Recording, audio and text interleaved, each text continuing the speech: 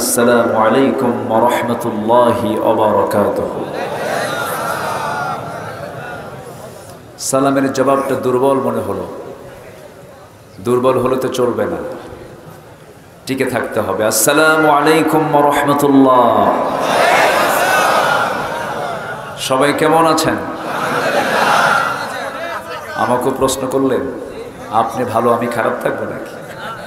আল্লাহ তাআলা আমাকে আপনার কাতারেই রেখেছেন, বলি আলহামদুলিল্লাহ। 17টি বছর পার করেছি, একটু নিঃশ্বাস ফেলতে পারছি। এমন কোনো রাত নেই যে রাতে পরিবার থেকে বিদায় নেওয়া লাগতো না। বলতাম যাচ্ছি, ফেরত আসে কিনা আল্লাহই জানে। অনেক অস্ত্রের মুখোমুখি হয়েছি। মাহফিল শেষে আমাকে ডিবি টোটাল ঘেরাও করে ধরে নিয়ে চলে গেছে। এরকম বহু ঘটনা জীবনে ঘটেছে, যা মঞ্চে কখনো উপস্থাপন করার সুযোগ পাইনি। আজকে হালকা একটু বলতে চাচ্ছি। কারো কোনো সমস্যা নাই তো? আসার সুযোগ দিয়েছেন কে? সে আল্লাহর শানে বলছি আলহামদুলিল্লাহ। চিৎকার মেরে বলছি আল্লাহুম্মা ইন্নী আসআলুকা আল হুদা ওয়াত তুকা ওয়াল আফাফা ওয়াল গিনা। সবাই বলি আল্লাহুম্মা লাকা আসলামতু ওয়া বিকা আমানতু ওয়া আলাইকা তাওয়াক্কালতু ওয়া ইলাইকা আনাবতু ওয়া বিকা খাসামতু। আমরা আল্লাহ তাআলার শুকর আদায় করে নিলাম। আমরা সব কিছুই যদি আংশিক কোনো কিছু করি, সেখানে কি পুরোপুরি সফলতা থাকে? নামাজ পড়তে নিয়ে 4 রাকাত ফরজ নামাজ, 2 রাকাতেই পেছন থেকে মারলেন দৌড়, নামাজ কি হবে? হবে না। মাহফিলের শুরু হয়েছে নাহমাদুহু দিয়ে, শেষ হবে কি দিয়ে? বলেন কি দিয়ে? দোয়া দিয়ে। দোয়া না করে আগে যদি চলে যান, তাহলে কি মাহফিলের পূর্ণ স্বাদ, আমার আলোচনার পুরো সংক্ষিপ্ত কথা কি প্রথমে হয় না শেষে হয়? শেষে হয়। তাহলে কি আমরা আদর্শ শ্রোতা হতে চাই? বলেন, এমন কি শ্রোতা হতে চাই আমরা? তাহলে আমরা এমন মানসিকতা নিয়ে শেষ মোনাজাত পর্যন্ত আমরা থাকতে রাজি আছি তো ইনশাআল্লাহ? এটার ফলাফল হলো যদি আমল করি এ তো প্লাস, এবং শেষ পর্যন্ত যতক্ষণ থাকবো আমরা, রহমতের ফেরেশতারা দোয়া করবে। রহমতের ফেরেশতারা যদি আল্লাহর কাছে দোয়া করে, এর চাইতে বড় প্রাপ্তি আর আছে কিছু? আমরা থাকবো। এটা একটা ক্লাস, এটা একটা ইবাদত। এটা মনে করে আমরা বসবো। মাহফিলে বহু শ্রোতা আসে, হুজুর টান কেমন মারে, হুজুর সুর কেমন মারে, গরম কেমন করলো, স্লোগান কয়টা দিল। না, আমরা এসেছি এগুলোর জন্য নয়। আমরা এসেছি মূলত কিসের ছাত্র হয়ে? বলেন, কিসের ছাত্র হয়ে? কোরআন থেকে আমরা শিখবো। জোরে বলি ইনশাআল্লাহ। শেখানোর মতো, ওই দর্শ দেওয়ার মতো আমার তো এরকম এলেম কালাম নাই। এই যে আমার সাইদুর ভাই আছেন, এখানে অনেক ওস্তাজ আছেন, যাদের ছাত্র হতে পারলে আমি নিজেকে ধন্য মনে করতাম। কিন্তু যেহেতু উঠেছি ক্লাসে, ভাঙ্গাচূড়া কিছু কথা বলতেই হবে, আপনাকে শুনতেই আসতে হবে, শুনতেই হবে। জোরে বলি ইনশাআল্লাহ। আসুন আমরা সোজা আলোচনার দিকে চলে যাচ্ছি। সম্মানিত ভাইয়েরা, আয়না ঘর চেনেন তো সবাই? কি চিনছেন? কখন? 5 আগস্টের আগে না পরে? আমি নিজে গিয়েছিলাম, দেখেছি। এবং 2জন ব্যারিস্টার আরমান এবং ব্রিগেডিয়ার জেনারেল আব্দুল্লাহিল আমান আজমি, 2জনের সঙ্গে লম্বা সময় কথা বলে অনেক তথ্য নিয়েছি। কথাগুলো শোনাবো। রাজি আছেন তো ইনশাআল্লাহ? সম্মানিত ভাইয়েরা, সকল স্বাধীনতা নিশ্চিত করার আগে জাতিকে দিতে হবে কথা বলার স্বাধীনতা। 17টি বছর 18 কোটি মানুষের কথা বলার স্বাধীনতাকে তারা হরণ করেছিল। আমি আজকে এই মঞ্চের পাশে দিয়ে যখন আসতেছিলাম, আমার ড্রাইভারকে বলতেছি, দেখেন বক্তার কথা বলার জন্য গায়ে গলার যে জোরটা দেখেন, এই শক্তি তারা কুক্ষিগত করার চেষ্টা করেছিল, কিন্তু ফেরাউনরা পারেনি। এরা কি পারবে? পেরেছে? এখান থেকে প্রমাণিত হচ্ছে আল্লাহ ছিলেন, আছেন, বলেন ছিলেন, আছেন, থাকবে, কোনো সন্দেহ নাই। কোন দিক দিয়ে কি হলো, কি হয়ে গেল, কিন্তু কোন দিক দিয়ে কিছু হয় নাই, হকের বিজয় হয়েছে। বিজয় কে দিয়েছেন? জা আল হক ওয়া যাহাকাল বাতিল ইন্নাল বাতিলা কানা যাহুকা। জয়পুরহাট, যার জেলার নাম হলো জয় দিয়ে শুরু, কোনো পরাজয় নেই, বলেন আলহামদুলিল্লাহ। জেলার নাম কি? কোনো পরাজয় নাই। জয় নামে একটা সূরা আছে, সেই সূরার নাম হলো সূরাতুল ফাতাহ। তাহলে এই জেলার নাম কোন সূরায় আছে, কোন কিতাবে আছে? আস্তে কয়, কোন সূরা, কোন কিতাবে আছে? কোরআনে কারীমের একটা সূরার নাম হলো জয়পুর। ঠিক আছে না? সূরাতুল ফাতাহ থেকে আজকে আমি কিছু কথা বলবো, যেহেতু জয়ের এলাকায় আসছি, জয়পুর হাটে আসছি, সূরা ফাতাহ থেকে আমরা কিছু কথা শুনবো। জোরে বলি ইনশাআল্লাহ। আরেকটা লোকের নাম জয় আছে, আছে না? আচ্ছা, উনি অটিস্টিক, প্রতিবন্ধী মানুষ। ঢোক গেলে তো খালি ঢালার কারণে ব্রেন মাঝে মাঝে 5,500 কোটি টাকা। এখন এটাতে কি সংখ্যা মালাকুল মউত বুঝবে না, 5,500 কোটি টাকা। আচ্ছা, যাই হোক, আমরা এখানে বিভিন্ন দলের লোক থাকতে পারে, অন্য ধর্মের মানুষও থাকতে পারে, সবাই আমাদের ভাই। ইসলাম সবার জন্য ওপেন, ইসলামে আসেন।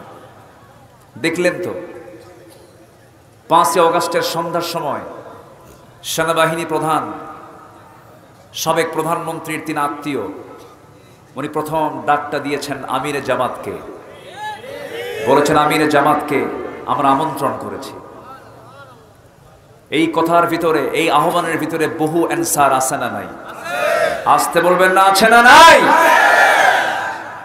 এখান থেকে বেশি দূরে নয়, রংপুরের পীরগঞ্জে শাহাদত বরণ করেছে শহীদ আবু সাইদ।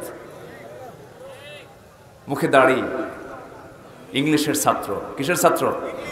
ইংরেজিতে অনার্স, দুর্বল ছাত্র, একটা ইউনিভার্সিটির ছাত্র। সে 5 ওয়াক্ত নামাজি, শপথের কর্মী।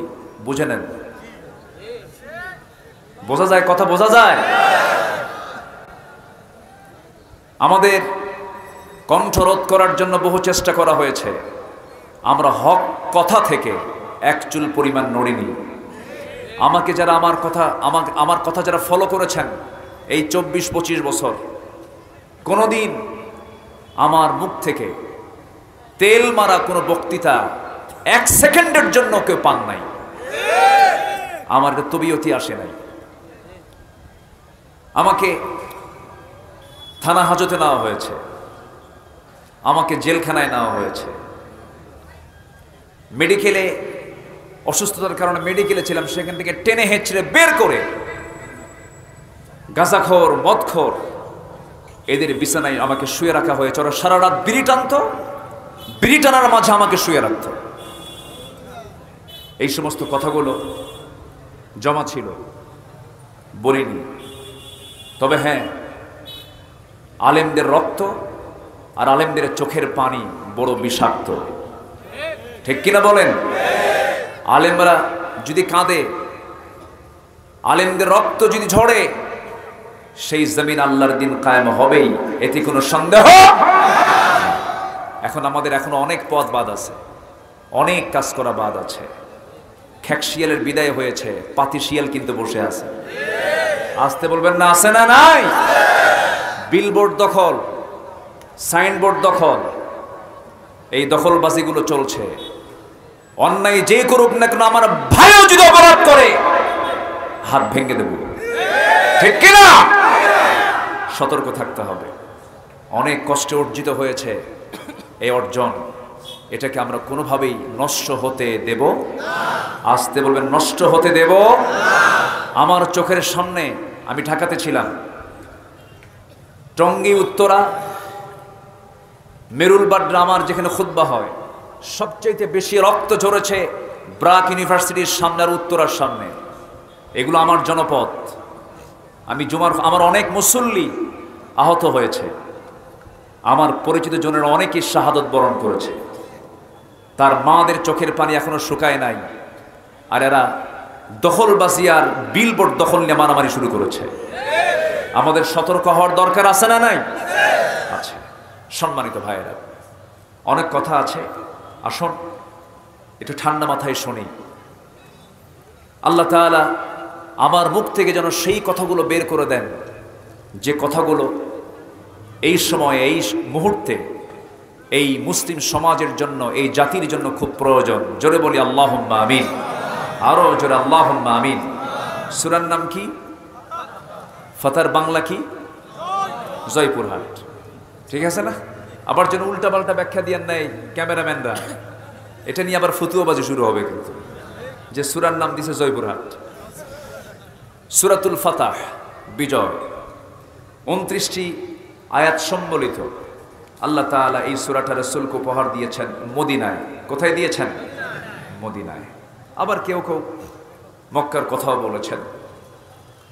প্রকৃত বিজয় নবীজির এসেছে হলো মদিনায় আসার পরে। আল্লাহ তাআলা এই সূরার নামকরণ করেছেন প্রথম আয়াত থেকে। দর্শের স্টাইলে কথা বলা উচিত। অনেকের কাছে মনে হয়, অনেকের কাছে এটা শ্রীহীন মনে হয়, এটা আড়ষ্ট মনে হয়, কিন্তু এখন ওয়াজের ধরন দর্শের আওতায় আসা উচিত। জোরে বলেন ইনশাআল্লাহ, জোরে বলেন ইনশাআল্লাহ। তাহলে ওয়াজে বসা আগে দরকার না ধৈর্য ধরা দরকার? বলেন কি ধরা দরকার? ধৈর্য সহকারে আমরা শুনবো। জোরে বলি ইনশাআল্লাহ।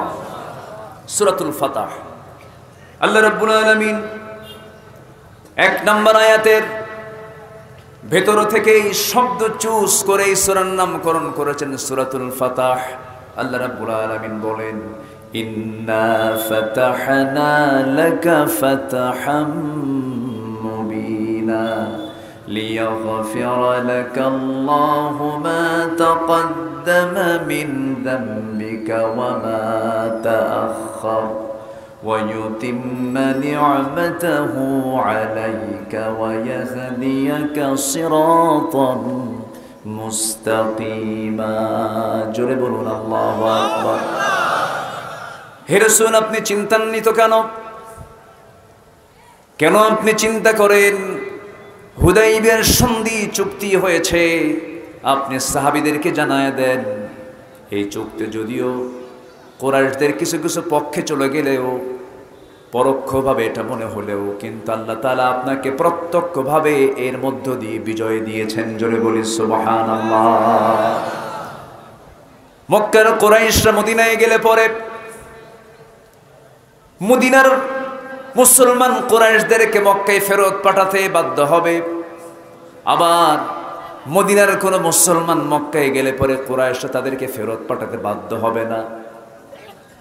এবং সেই চুক্তির মধ্যে মুহাম্মদুর রাসূলুল্লাহ সাল্লাল্লাহু আলাইহি ওয়াসাল্লাম, রাসূলুল্লাহ শব্দটা কেটে ফেলে দেওয়া হলো।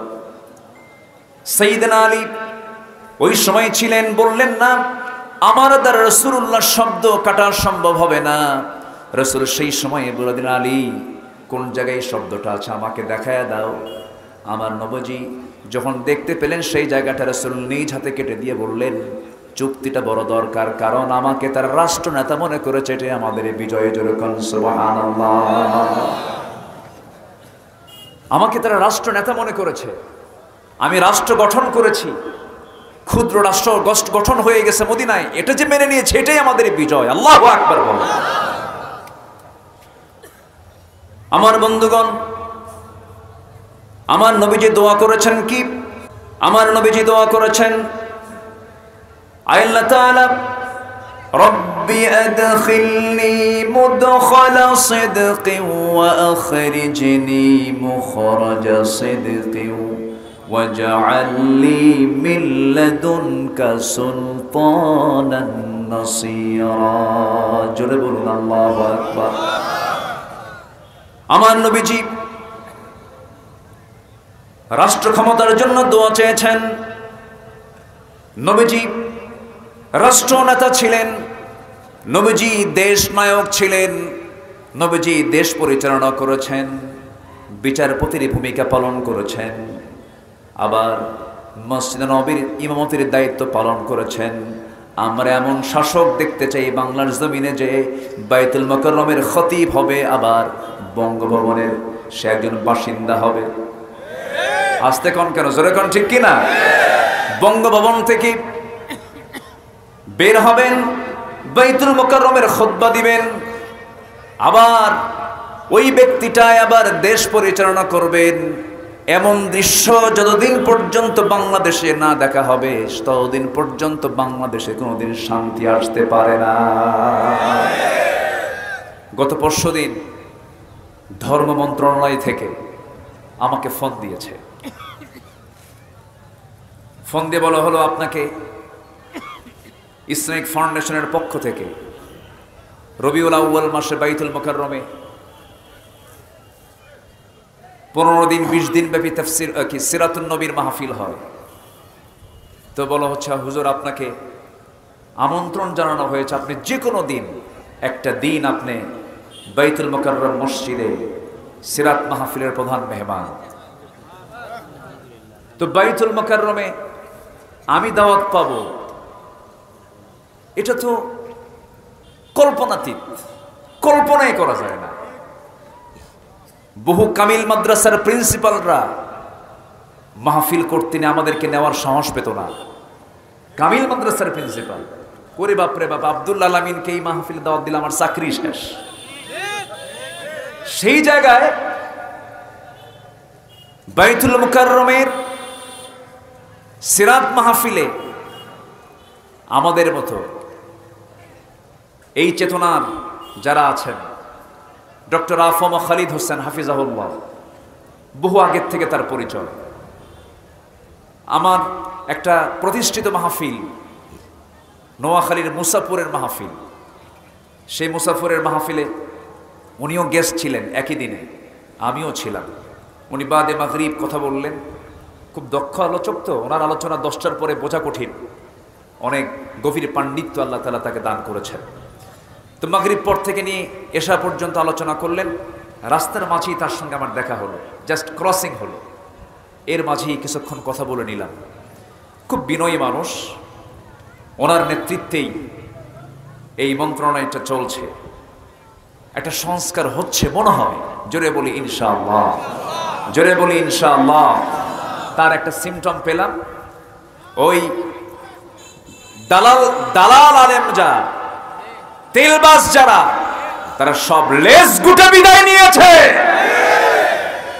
বাইতুল মুকাররমের সেই ইমাম যে ওই ব্যর্থ প্রধানমন্ত্রীকে লকব দিয়েছিল কওমি জননী, সে লেজ গুটে মসজিদ থেকে বিদায় নেয় নাই, পালাতে বাধ্য হয়েছে।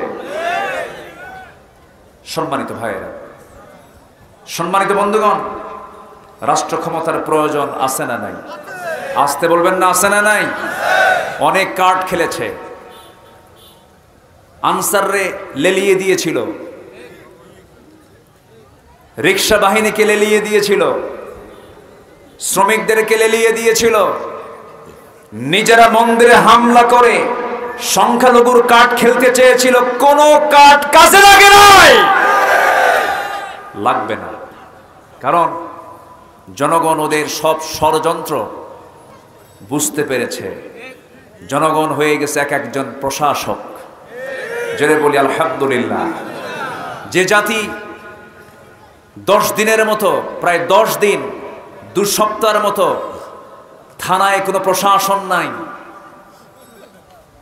থানায় কোনো প্রশাসন নাই, 14 দিন প্রায় প্রশাসন ছাড়া একটা দেশ চলতে পারে, এক বিরল দৃষ্টান্ত হলো বাংলাদেশের মানুষরা। কে বলেছে আমার দেশের মানুষ খারাপ? কে বলেছে? আপনি ইন্ডিয়ার দিকে তাকান, অসম্ভব চোর। ইন্ডিয়া কি বলেন বলেন বলেন? চোর। আমাদের সব জিনিসগুলো ওরা চুরি করতে চায়। আপনি পাকিস্তানের দিকে তাকান, প্রশাসন ছাড়া 14 দিন, খত মানবতার ফেরিওয়ালা বলে, গণতন্ত্রের ঠিকাদার বলে আমেরিকার দিকে তাকান। 14 দিন প্রশাসন ছাড়া কোনো দেশ, কোনো রাষ্ট্র চলতে পারে না। আমার দেশের মানুষ, প্রত্যেকটা মানুষ হয়েছিল এক একটা প্রশাসক, সব পাহারা দিয়ে। তারা প্রমাণ করেছে আমরা দেশকে জীবন দিয়ে ভালোবাসি। মুগ্ধ, পানি লাগবে, পানি লাগবে। মুগ্ধতা ছড়িয়ে এসে দুনিয়া থেকে বিদায় নিয়েছে। তার মার চোখের পানি এখনো শুকায় নাই। সম্মানিত ভাইয়েরা, মেডিকেল কলেজে গিয়েছিলাম, হসপিটালে গিয়েছিলাম, চোখ নাই, কান নাই, পা নাই, দুটো পা চলে গেছে। লাশ গাড়ির মধ্যে তুলে গাড়িতে আগুন ধরিয়ে দিয়েছে। যা করেছেন আপনারা, ইতিহাস আপনাদেরকে ক্ষমা করবে না, ঠিক কিনা? ব্যক্তি যে অপরাধ করেছে, ব্যক্তির শাস্তি কি হবে ইসলামে আছে না নাই? আসতে বলবেন না, আছে না নাই? ডাকাতের শাস্তি কি রাসূল শিথিল করেছেন? চোরের শাস্তি কি রাসূল শিথিল করেছেন? না। আশিদ্দাউ আলাল কুফার, আসতেছি আমি, রুহামাউ বাইনাহুম। ডাকাতের শাস্তি রাসূল শিথিল করেননি, চোরের শাস্তি রাসূল শিথিল করেননি। আমার নবীজির রাষ্ট্রপতি থাকাকালীন উচ্চ বংশীয়া সম্ভ্রান্ত বংশের এক নারী, তার নামও ফাতিমা। আমার নবীর মেয়ের নাম কি? ফাতিমা। চুরি করে ধরা পড়েছে। ওই বংশের সমস্ত লোকজন সাইয়েদনা ওমর ফারুকের কাছে এসে বলছেন, আপনি যদি বলেন রাসূল শাস্তি লাঘব করতে পারেন। সম্ভ্রান্ত পরিবারের, হাত কাটলে বিয়ে দেবো কেমনে, সমস্যা। আমার নবীর সামনে এসে যখন বললেন, ইয়া রাসূলুল্লাহ, দেখুন তো একটু কি শাস্তি লঘু করা যায়? আমার নবীজি সঙ্গে সঙ্গে জবাব দিচ্ছেন, ওমর, তোমার দারাজ কণ্ঠ কোথায় গেল? তোমার সেই তেজোদ্দীপ্ত চেতনা কোথায় গেল? আজকে ওই সম্ভ্রান্ত পরিবারের মেয়ে ফাতিমা না হয়ে আমার কলিজার টুকরা যদি ফাতিমা বিনতে মুহাম্মদ যদি চুরি করে ধরা পড়তো, আমি জনসম্মুখে সবার চোখের সামনে আমি ফাতিমাকে ডেকে নিয়ে আমি তার বাপ নিজের হাতে নিজের মেয়ের হাতটা কেটে নিতাম। আমার বন্ধুগণ, ডাকাতি করেছিল একজন, নবীর সামনে ভণ্ডামি করে কালিমার ঘোষণা দিল। নবীজি বললেন, তুমি কালিমা পড়েছো, নিরাপত্তা পেয়েছো, হুজুর আমি তো অসুস্থ, কি করা যায়? আমার রাসূল বললেন, যাও, মরু অঞ্চলে একজন রাখাল আছে, সেই রাখালের কাছ থেকে অনুমতি নিয়া উটের কিছু পেশাব, উটের কিছু পানি দুটাকে মিক্স করে তুমি পান করে নাও, তোমার জন্ডিস ভালো হয়ে যাবে, রক্ত রোগ বন্ধ হয়ে যাবে। ওষুধ মনে করে পান করলো সেই লোকটা। পান করার পরে সুস্থ হয়ে গেল। গায়ের শক্তি যখন ফেরত চলে এলো, শয়তানটা চেপে বসলো। সে করলো কি, হাতের তরবারে দিয়া সেই রাখালকে মেরে ফেলে দিয়া উটগুলোকে সে অপহরণ করে যখন নিয়ে চলে যায়, আমার নবীর কাছে জিবরাইল জানায়া দিলেন। আমার নবীজি সাহাবে কেরামকে পাঠায়া দিয়ে বলেন, সাহাবীরা যাও, যেখানে পাও সেখান থেকে ধরে ফেলো।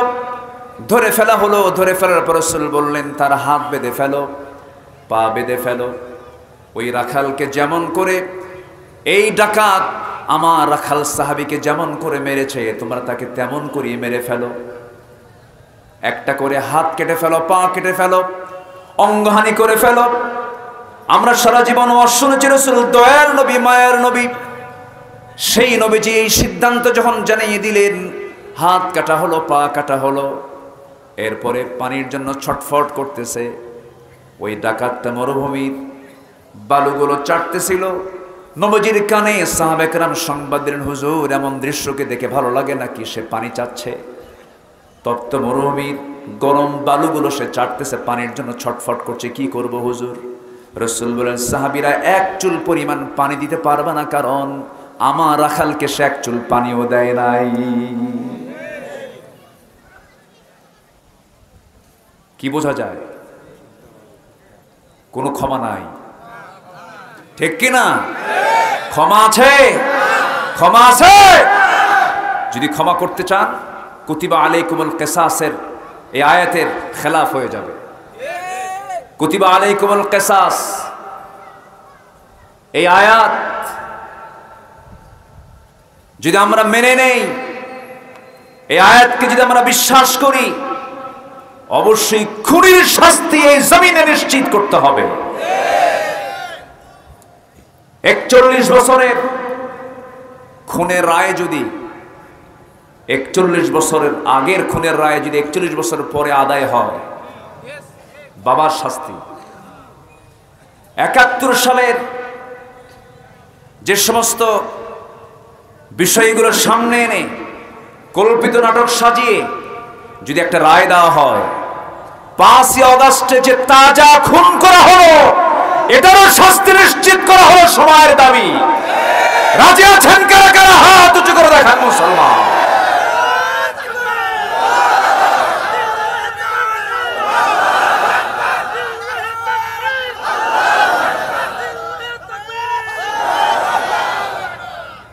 আল্লাহ কবুল করুন। জোরে বলি আল্লাহুম্মা আমিন। আরো জোরে আল্লাহুম্মা আমিন। সম্মানিত ভাইরা, সূরার নাম কি? আবার বলেন। সূরাতুল ফাতাহ। মাহফিল 5 দিন হলে ভালো হয়। এক রাতে ওয়াজ করে শুধু চুলকানি বাড়ে। 5 দিন হলে পরে ভালো হয়। একটু প্রাণ খুলে ব্যাখ্যামূলক শব্দের ব্যাখ্যা, আয়াতের ব্যাখ্যা সুন্দর করে বলা যায়, যেটা শুরু করেছিলেন আল্লামা সাইদ রাহিমাহুল্লাহ। গত 17 আগস্ট পিরোজপুর আল্লামা সাইদে ফাউন্ডেশনে গিয়েছিলাম, কথা বলেছি সেখানে। এই 17 আগস্ট এই ডেট করা হয়েছিল, 5 আগস্ট হবে এমন চিন্তা আমাদের মাথায় ছিল না। 13ই জুন আমরা ঢাকার একটা বৈঠকে বসে এই সিদ্ধান্ত নিয়েছিলাম। জি, কথা বলেছিলাম 17 আগস্ট কেন, 15ই আগস্ট কার শোক দিবস? কি কথা কি বুঝতেছেন আপনারা? 15ই আগস্ট। এখন 15ই আগস্টে এর আগে যদি 14 আগস্ট শাহাদত বরণ করেছেন আমাদের আল্লামা সাইদ রাহিমাহুল্লাহ, তারা প্রোগ্রাম হয়তো করতে দেবে না। এই জন্য আমরা ভাবলাম এনএসআই, ডিজিএফআই, ডিবি, এসবি এদের বদনজর। কি নজর? পেট যদি হজম না হয় তখন কি কয়? বদহজম। তো ওদের বদনজর থেকে বাঁচার জন্য আমরা 14 তারিখের পরিবর্তে 17 তারিখে নিয়ে গেলাম। সেই 17 আগস্টে সেখানে গিয়েছিলাম, কথা বললাম। কই সেই পাড়ের হাটের সেই সাক্ষীগুলো, বরঞ্চ সেখানে একজন এসেছিল, কি নাম? সুখরঞ্জন বাড়ি। একসঙ্গে বসে প্রায় 2 ঘন্টা কথা বললাম। এই সুখরঞ্জন বাড়ির ঈমান না থাকতে পারে, সুখরঞ্জন বাড়ির ঈমান হয়তো কালেমাটা পড়ে নাই, কিন্তু বহু আলেম ওলামার চাইতে তার চরিত্র ভালো। সে বলেছে আমি জীবন দেব কিন্তু মিথ্যা সাক্ষী দিতে পারবো না। কলকাতার দমদম কারাগারে তাকে পিঠ মোড়া দিয়ে পিছনে 2 হাত বেঁধে রেখে দিয়ে দিনে রাতে শাস্তি দেওয়া হতো। বলা হতো তুই একটা রায় দিবি, নচেত তোকে দুনিয়া থেকে বিদায় করব, তুই সাক্ষী দিবি। কিন্তু সেই হিন্দু সুখরঞ্জন বালি সে বলল না, অসম্ভব, আমার পক্ষে সম্ভব না। সে অনড় ছিল, তার চোখের পানি আমাকে অনেক ভাবিয়ে তুলেছে। আহারে, সে যদি খিয়ারকুম ফিল জাহেলিয়া খিয়ারকুম ফিল ইসলাম, আমি তাকে বললাম ভাই কোনো কথা নেই, আপনি কালেমা পড়েন। দেখি যে মুস্কি মুস্কি হাসে, দোয়া করেন, হয়তো কালেমা পড়তেও পারে ইনশাআল্লাহ। আমরা লেগে আছি ওর পিছনে, আমরা লেগে আছি, আমরা কাজ করছি। এখন আমরা 2-1টা করে আওয়ামী লীগ ধরবো আর কালেমা পড়াবো। জোরে বলি ইনশাআল্লাহ, জোরে করেন ইনশাআল্লাহ। ওরা বলেছিল এই দেশে ওয়াজের নামে কোনো রাজনীতি চলবে না। মাহফিলে এই মঞ্চটাকে দখল শুধু নয়, এই পোস্টারটাও তারা দখল করে ফেলেছিল। এই পোস্টারে আমার নামটা কেন আগে দেওয়া হয়েছে? আমরা আলেম, আমরা বক্তা, আমাদের নামটা আগে, আর এমপি স্থানীয় আতি পাতি আছে না? ওদের নামটা একটু পড়ে আমাদের নামটা কেন আগে দেওয়া হলো এইটাকে অপরাধ মনে করে মাহফিলে 144 জারি করেছে ওরা। এত বড় জালিম নিকটবর্তী ইতিহাসে কেউ ইতিহাস সৃষ্টি করতে পারে না। ওয়াজের নামে রাজনীতি আমরা করি না, ওরা করেছে। মাহফিলে হাজার হাজার লোক আসে আর ওরা 500 টাকা পিস দিয়াও ওদের জনসভায় মানুষ হাজির করতে পারে না, লোক পায় না। তো এখন মঞ্চে এখন মাহফিলে এসে যদি দুই একটা কথা বলতে পারি তাহলে এটাই আমাদের জন্য একটা বড় প্ল্যাটফর্ম। আবার থানায় ঘুষের টাকা না দেওয়া পর্যন্ত মাহফিল বাস্তবায়ন হতো না, ঠিক কিনা বলেন? এই চিত্রগুলো তারা চিত্রায়িত করেছে, প্রত্যেকটা জায়গায় ঘুষের বাণিজ্য চালিয়েছে, রন্ধ্রে রন্ধ্রে দুর্নীতি তারা প্রবেশ করিয়েছে। অতএব উচিত তাদের কালেমা পড়ে আবার নতুন মুসলমান হওয়া, ঠিক কিনা? সম্মানিত ভাইয়েরা, কথা আছে, একটু একটু করে বলতেছি, কারো কোনো আপত্তি নাই তো? জোরে বলি ইনশাআল্লাহ। আমাদের কথা বলতে গেলেও আবার খুব সাবধান থাকতে হয়, কারণ আমাদের মুখ থেকে অযাচিত কোনো কথাও বের হওয়া যাবে না। কারণ এই যে ক্যামেরা আছে, কিরামুন কাতিবিন ইয়ালামুনা মা তাফআলুন। শুধু ইয়ালামুন না, ওরা দেখেও, জানে এবং দেখে। তাহলে আমার কথাগুলো নিয়ে প্রত্যেকটা ইঞ্চি ইঞ্চি কথারও আবার গবেষণা আছে না নাই? আছে, সব তারা রেকর্ড করছে। আমি কেন নতুন করে মুসলমান হতে বললাম? তাদের জীবন বিধানের নাম ইসলাম নয়, তাদের জীবন বিধানের নাম হলো ধর্ম নিরপেক্ষ মতবাদ। নতুন করে কেন মুসলমান হতে বলছে ওদেরকে? তাদের ধর্মের নাম হলো জাতীয়তাবাদী চেতনা। জাতীয়তাবাদী চেতনায় যারা বিশ্বাস করবে তাদের ঈমান নাই, ধর্ম নিরপেক্ষ মতবাদকে যারা বিশ্বাস করবে তাদের ঈমান নাই। কার কথা? আসতে বলবেন না, কার কথা? কোরআন কোথায় বলছে? কোরআনের কোথায় আছে? শোনাই শোনাই।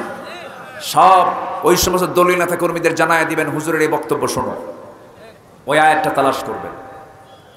আল্লাহ রাব্বুল আলামিন বলেন, وَمَن يَبْتَغِ غَيْرَ الْإِسْلَامِ دِينًا فَلَن يُقْبَلَ مِنْهُ وَهُوَ فِي الْآخِرَةِ مِنَ الْخَاسِرِينَ।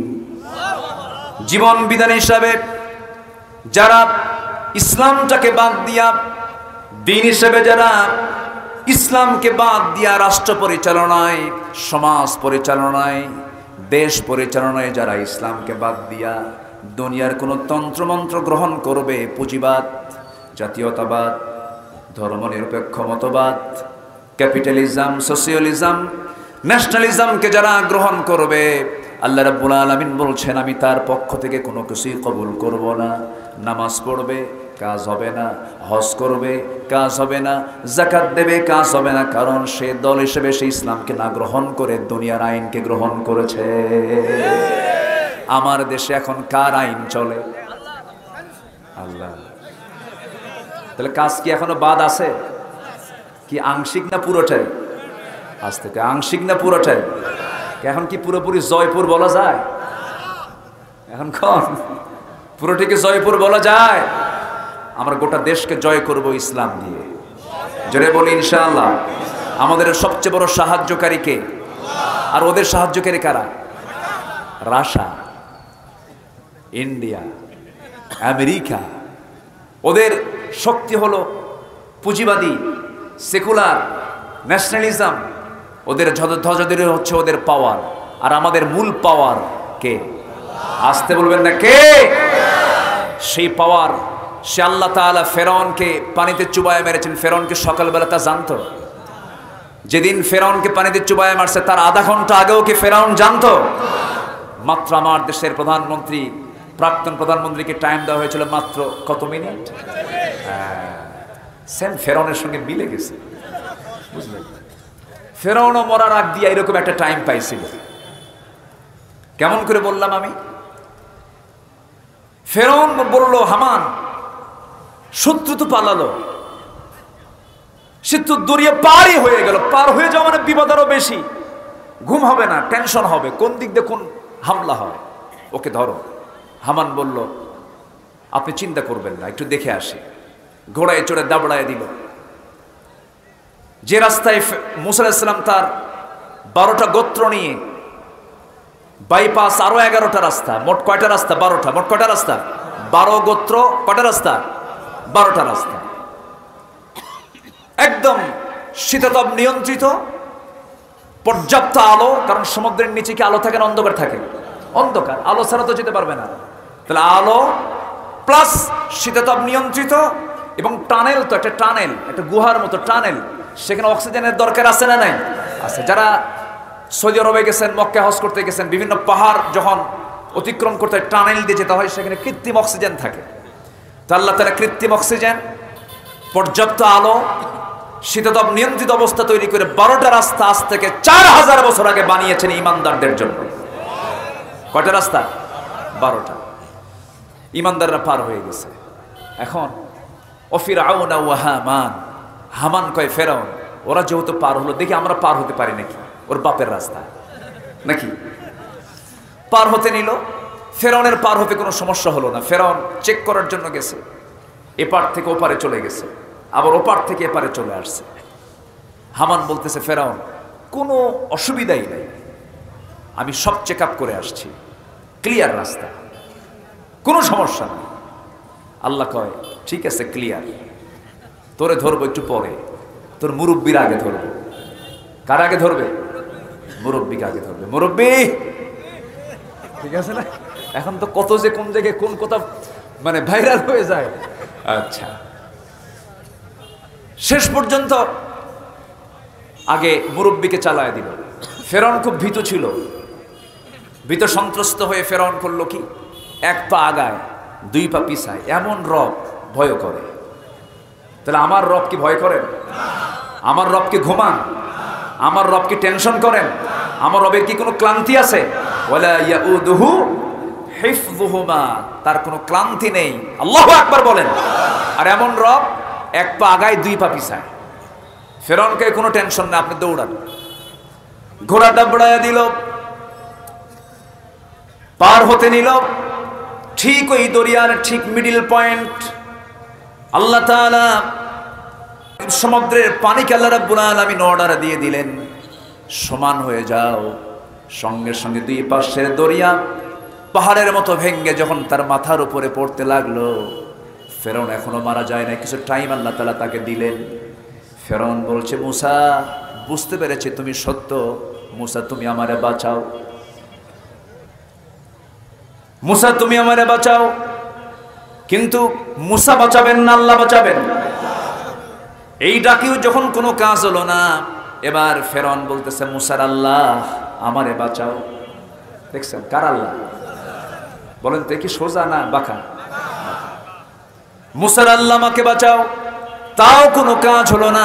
শেষ পর্যন্ত বলে ফেললো, ও আল্লাহ আমাকে বাঁচাও, ওয়ানা মিনাল মুসলিমিন, আমি তো মুসলমানদের অন্তর্ভুক্ত। কত বড় জাহা মিথ্যা কথা বলে ফেললো।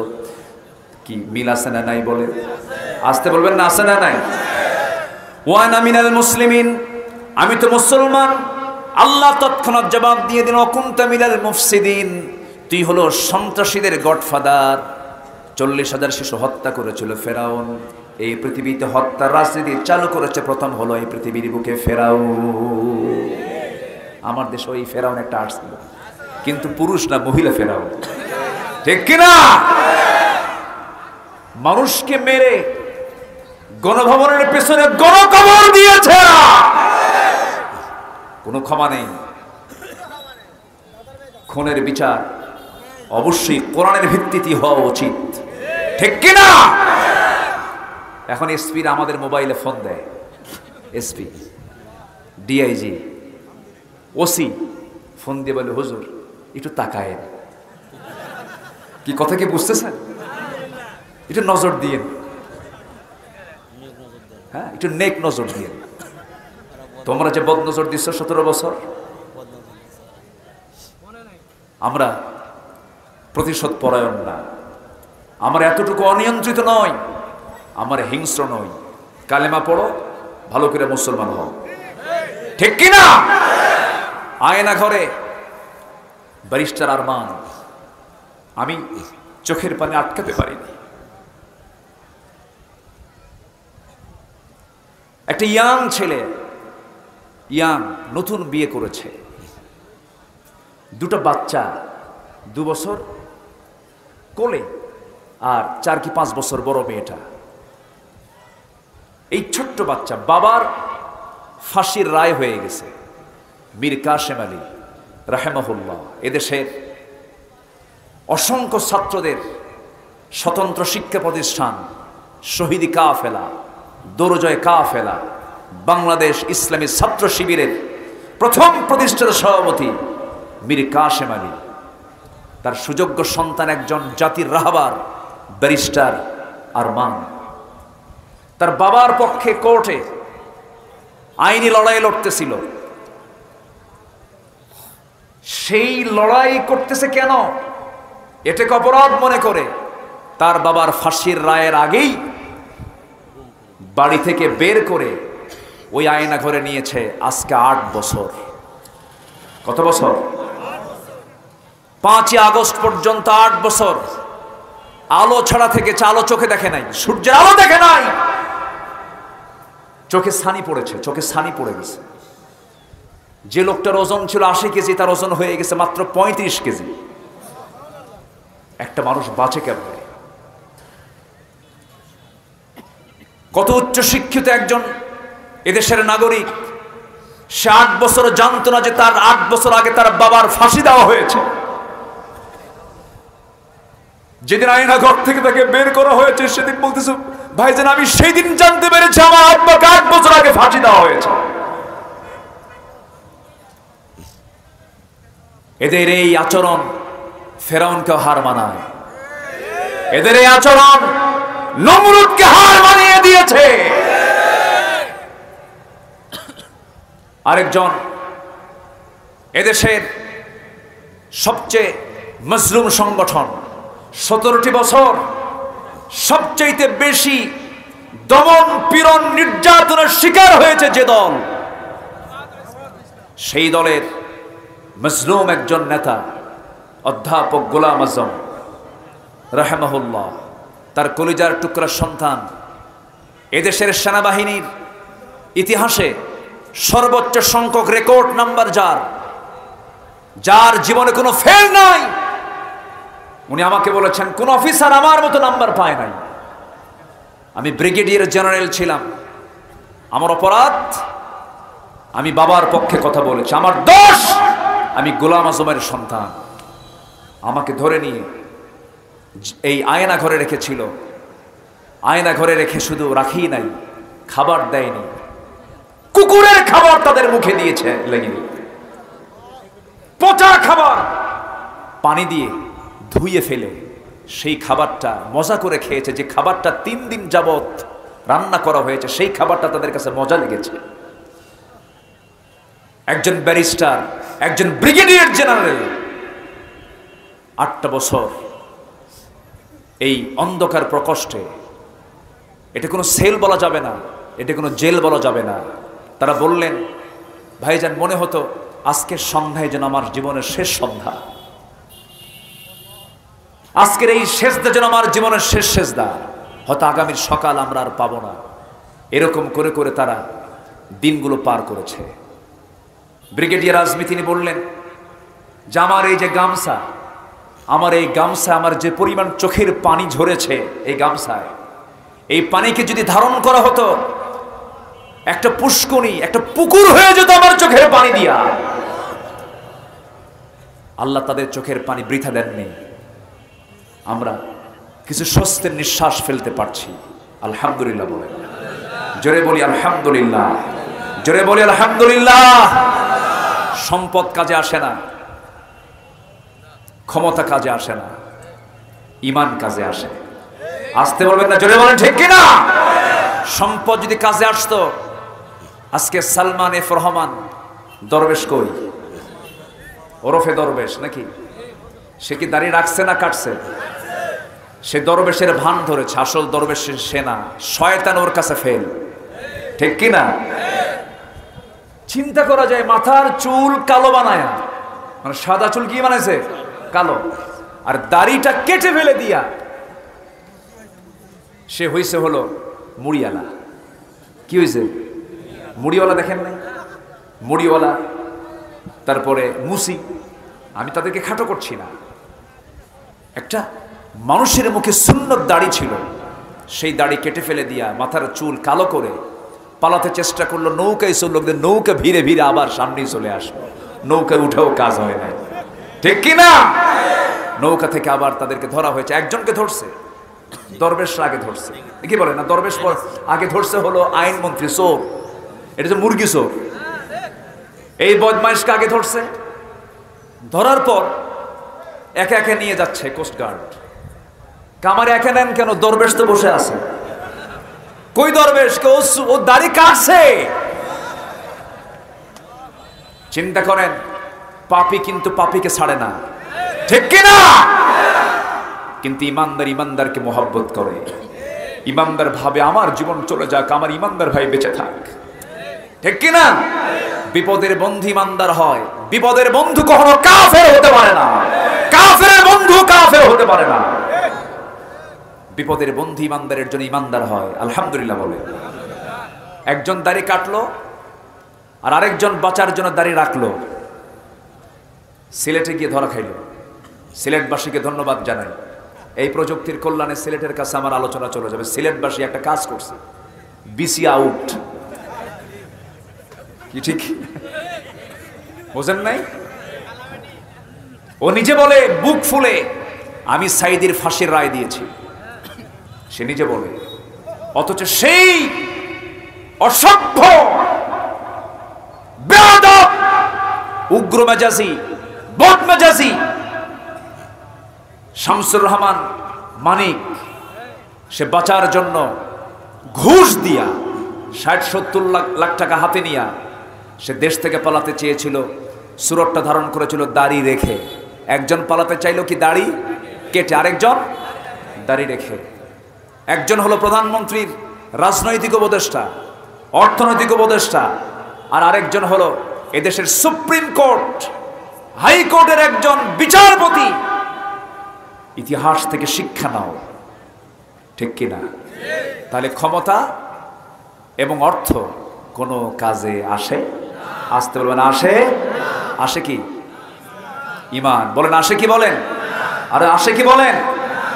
অতএব যারা এখন ইমান আনেন নাই, ভালো করে ইমান আনেন, কালেমা পড়ে মুসলমান হন। যারা ইসলামকে না মেনে দুনিয়ার কোনো দল করবে, তাদের ইমান আনা হয়নি এখনো। আমি কি ভুল বলতেছি? ইমান ভালো করে আনতে, ইয়া আইয়ুহাল্লাযীনা আমানু আমিনু, ভালো করে ইমান আনো। এই ওঠে কে? এই যে ধরেন তো, ওনাকে ধরেন, ধরেন, বসেন। না না, পেশাব টেশাব কিছু না এখানে। কিসের গরমের দিন না? আচ্ছা ঠিক আছে।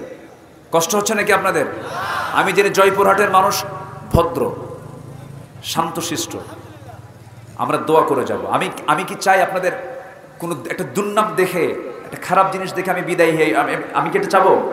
আপনারা এটাকে চান? তো বসেন। আমরা আর যদি ঘন্টাখানেক সময় নেই, আমাকে দেবেন তো নাকি? জোরে বলি ইনশাআল্লাহ, আর জোরে বলি ইনশাআল্লাহ। সম্মানিত ভাইরা, সূরার নাম কি বলেন তো? সূরাতুল ফাতাহ, বিজয়, জয়। ইসলামের জয় হয়েছে কিনা বলেন? এই দেশেও জয় আনতে হবে ইসলামের, জোরে বলি ইনশাআল্লাহ। এই জন্য দরকার নেতা। কি দরকার? মোসওয়ালা না দাড়িওয়ালা? আর ওই মোসওয়ালা না দাড়িওয়ালা? মোসওয়ালা বিড়ি খাওয়া, গাঁজা খাওয়া, নেশাখোর, মদখোর, জিনাদাই পাবেন, চুল কেটে নেড়ে করে দিবেন সেখানে, ঠিক কিনা? আমরা সব সংস্কার করব, কোন নেশাখোর নেতা আমরা দেখতে চাই না। জোরে বলি ইনশাআল্লাহ, জোরে বলি ইনশাআল্লাহ। তাহলে একটা দেশকে পরিবর্তন করার জন্য একটা আদর্শ নেতার দরকার। আমাদের মূল নেতা হচ্ছেন মুহাম্মদুর রাসূলুল্লাহ, মুহাম্মদুর রাসূলুল্লাহ আমাদের মূল নেতা। এই নেতার সাথে যে নেতার চেহারার মিল পড়বে, দাড়ির মিল পড়বে, দলের মিল পড়বে, পোশাকের মিল পড়বে, আখলাকের মিল পড়বে, আদর্শের মিল হয়ে যাবে, তিনি হবেন আমাদের লিডার। আমার সঙ্গে কি সবাই একমত? সবাইকে একমত আছেন? মসজিদের কোনো ইমাম যদি মহিলা হয় মানবেন? মানবেন? মসজিদের যদি কোনো ইমাম যদি দাড়ি ছাড়া হয় মানবেন? বিড়ি খাওয়া হয় মানবেন? গাঁজা খাওয়া হয় মানবেন? তাহলে মসজিদের ইমামকে যেমন আমরা নবীজির পা থেকে মাথা পর্যন্ত, মাথা থেকে পা পর্যন্ত সকল সুন্নাহ দেখতে চাই, আদর্শ দেখতে চাই, সমাজের নেতৃত্ব দেওয়ার জন্য এমন নেতৃত্ব আমরা দেখবো, অন্য কোনো নেতা মানি না, মানি না, মানি না। আল্লাহ কবুল করুন। তাহলে আমাদের মূল নেতা হচ্ছেন একজন, তিনি হচ্ছেন মুহাম্মদুর রাসূলুল্লাহ সাল্লাল্লাহু আলাইহি ওয়াসাল্লাম। তার শানে আল্লাহ তাআলা সূরা ফাতহার শেষে বলা হচ্ছে আমি রাসূলকে কেন পাঠালাম, রাসূল কেন আসছেন পৃথিবীতে, এটা আমাদের জানার দরকার আছে না নাই? আছে। আসুন কোরআন কি বলছে, আল্লাহ তাআলা তার রাসূলকে কেন পাঠিয়েছেন, কি জন্য পাঠিয়েছেন, উদ্দেশ্য কি? উদ্দেশ্য ছিল একটা, মূল একটা উদ্দেশ্য ছিল। আসুন সেই উদ্দেশ্যটা কি, কেন পাঠানো হয়েছে? গোটা কোরআনের ভেতরে রাসূল সম্পর্কে, এই দুনিয়াতে তাকে কেন পাঠানো হয়েছে, মোটামুটি 9টা পয়েন্টে আমি পয়েন্ট আউট করতে চাচ্ছি।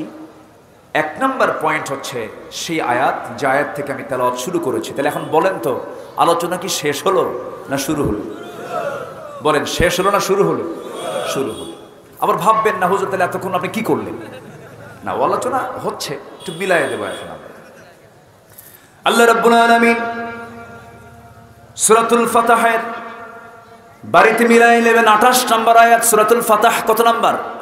28 নম্বর আয়াত। আল্লাহ রাব্বুল আলামিন বলেন, এই সময় এই সময় এই সময়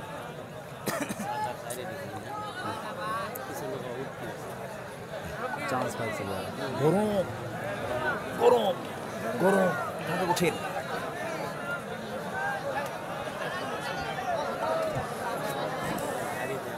হ্যাঁ, ধারে ঝাড়ি দেবো, মেশিনই তো বন্ধ।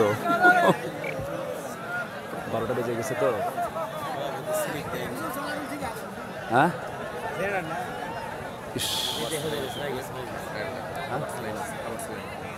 দিবেন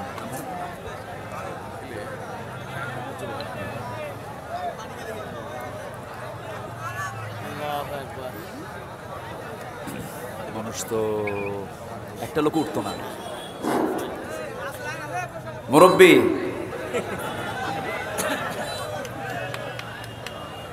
মুশতাক ফয়জি ভাই কি যে একটা ওয়াজ দিল।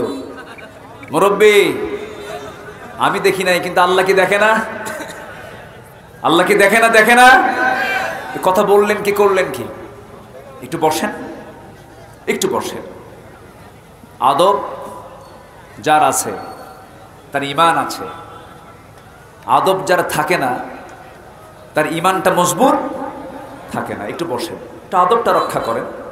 বিদ্যুৎ চলে গেছে, আমি জানি আপনার খুব কষ্ট হচ্ছে, আমি জানি প্রচন্ড গরম, মানুষের গায়ের সঙ্গে গা লেগে আছে, ভাদ্রের তাল পাকা গরমে আপনারাও একদম সিদ্ধ হয়ে গেছেন, আমি ফিল করছি।